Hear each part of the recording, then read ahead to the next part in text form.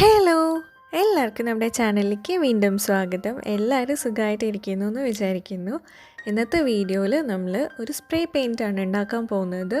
അപ്പം ഇതെങ്ങനെയാണ് ഉണ്ടാക്കുന്നതെന്ന് നോക്കാം. അതിന് വേണ്ടിയിട്ട് സ്പ്രേ ബോട്ടിലാണ് നമുക്ക് വേണ്ടുന്നത്. പിന്നെ ഞാൻ എടുത്തിരിക്കുന്നത് അക്രിലിക് പെയിൻ്റ് ആണ്. അപ്പം അക്രിലിക് പെയിൻറ്റ് ഞാൻ ഈ ഒരു സ്പ്രേ ബോട്ടിലേക്ക് തന്നെയാണ് ഞാൻ നിറച്ച് വെക്കുന്നത്. ഞാൻ സെപ്പറേറ്റ് ഒരു ബോളിലെടുത്ത് മിക്സ് ചെയ്യുന്നൊന്നുമില്ല, ഞാൻ ഇതിലേക്ക് തന്നെയാണ് നിറയ്ക്കാൻ പോകുന്നത്. അപ്പം ഇത് ഓൾമോസ്റ്റ് ഒരു 3/4 ഭാഗത്തോളം നമ്മൾ നമ്മുടെ പെയിൻറ്റ് ഒഴിക്കുകയാണ് ചെയ്യുന്നത്. ഇനി ഈ പെയിൻറ്റിൻ്റെ കൂടെ ഞാനിപ്പോൾ ഗ്രീൻ പെയിൻറ്റാണ് എടുത്തത്. ഇനി ഈ പെയിൻറ്റിൻ്റെ കൂടെ ഞാൻ ഫെവിക്കോളാണ് മിക്സ് ചെയ്യുന്നത്.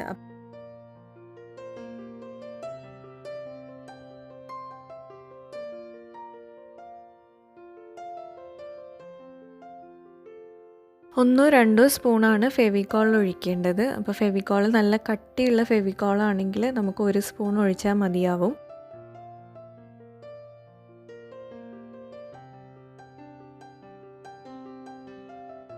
ഒന്ന് ലിക്വിഡ് ആക്കാൻ വേണ്ടിയിട്ട്, അതായത് സ്പ്രേ പെയിൻ്റ് ഒരു ലിക്വിഡ് കൺസിസ്റ്റൻസിയിലാണ് ഉണ്ടാവുക. അപ്പോൾ ആ ഒരു ലിക്വിഡ് കൺസിസ്റ്റൻസി കിട്ടാൻ വേണ്ടിയിട്ട് നമ്മൾ കുറച്ച് വെള്ളം കൂടെ ഒഴിച്ചിട്ടാണ് നമ്മളിത് മിക്സ് ചെയ്യേണ്ടത്. മിക്സ് ചെയ്തിട്ട് നമ്മളൊന്ന് സ്പ്രേ ചെയ്ത് നോക്കുക.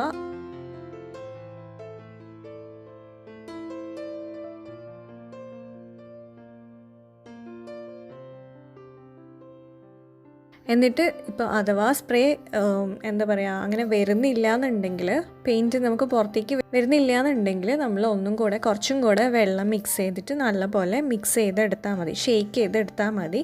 അപ്പം നമുക്ക് നല്ലൊരു സ്പ്രേ പെയിൻറ്റ് കിട്ടും.